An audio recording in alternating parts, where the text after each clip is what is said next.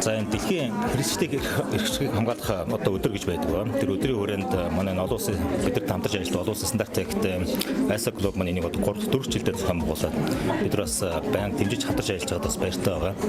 Энэ жилээр бол олон улсын одоо education management system буюу босрлын менежмент тогтсооны стандартыг онцолж одоо тогтцоо явуулж байгаа юм.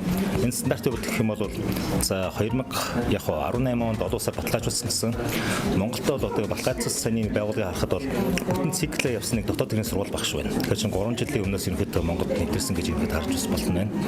Нийт 17 аж ахуйн нэгж баталгаажсан байна. Тэрнээс яг одоо гэрчлэгийн амьд буюу lifetime certificate гэж ярьдаг байгаа.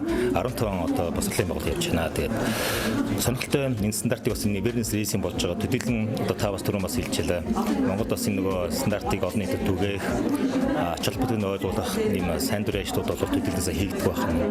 Тэгэхээр энэ дээр бол хийж байгаа нь өөрөө анхны ахлан гэдгээр бас онцлог байна гэж томж байна. Сая байгууллагууд маань эхнээсээ ахуулаад танилцуулгууд өөрсдөө сайн туршлагуудыг хэлээ явж байна.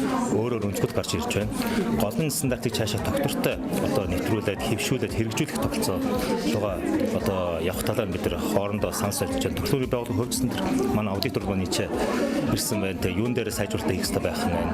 Цаашдаа энэ стандартыг илүү одоо сайн дурын стандартчууд гэдэг илүү үр шимийн буюу одоо beauty of the standard гэж яддаг. Тэрийг хоорондоо ойлгуулах.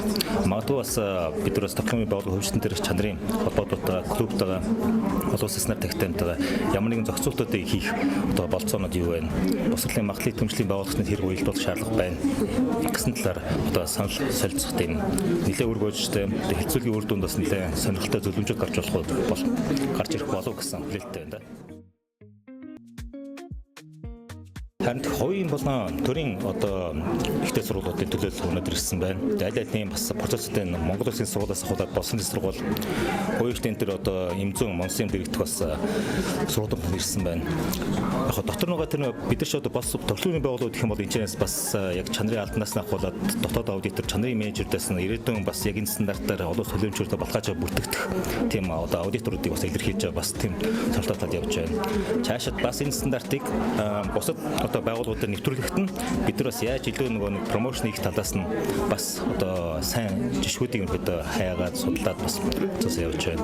Зөвхөн ирээдүйд 5 сард бас гоё зохион болгох гэж байна. Тэн дээр бас дэмжиж хамтарч явж гэж бодож байна. Ерөөд Монголд ингээд 10 жилийн сургууль дэш төр цэцэрлэгүүдээс төр одоо цэцэрлэгийн багш нар маань хүүхдүүдтэй ярьж байгаа асуудал гарч ирж байна. Бүдийж байгаа процессууд маань 10 жилийн сургуулиуд нэлээд гарч ирж байна.